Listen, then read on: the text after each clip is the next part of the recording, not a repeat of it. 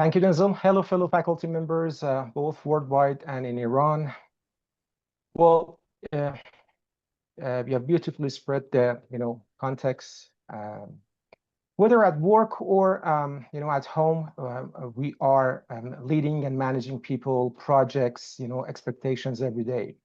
The choices we make in how we lead, whether through control or trust, shape not just outcomes, but also relationships and engagement.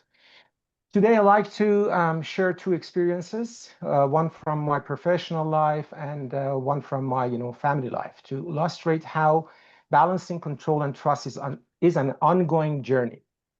The first scenario is from my professional life. I have a client, the CEO of a well-established industrial company in Iran. Over time, we have built a strong and trusting relationship with the CEO. In a recent session, I shared feedback I had received from his key stakeholders and colleagues in the company. This feedback was particularly important as the board expects him to, succeed and lead, let's say, effectively. It was challenging. I wanted him to receive, digest, and evaluate the feedback and make autonomous decisions. But I realized I may have implied that, he needed to change, that the feedback was completely right, and I was also approving it. So his inward, focused body language and, attempt to end the discussions showed me this thing. A week later, in our next session, we addressed it openly. I shared my reflections. He felt better, began to, interpret the feedback constructively, and made several confident decisions and even implemented changes in the company. This reminded me how crucial prior trust and relationship, quality relationship, are in difficult conversations and such a, situations and events. The second scenario is from my family life. I used to frequently, check in with my son about his exams, his university, and every, corner detail of his life. Over time, he became, distant and less proactive in our relationship.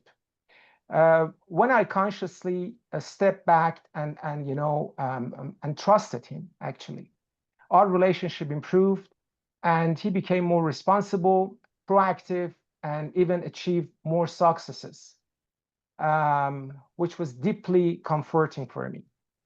Even now, I remind myself not to overstep.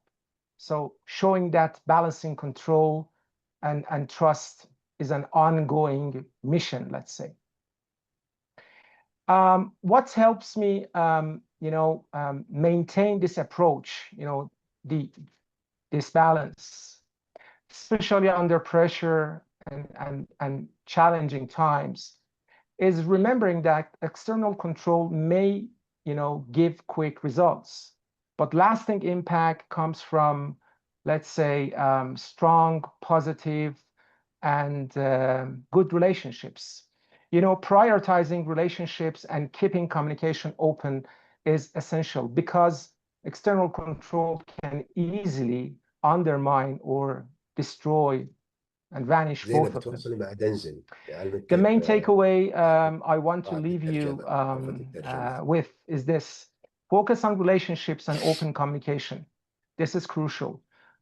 This creates psychological safety, let's say honesty, and space for growth for both sides. Finding a balance between internal motivations and external expectations is a lifelong journey, and it needs personal commitment, it needs continuous learning, and it needs, of course, honest reflection.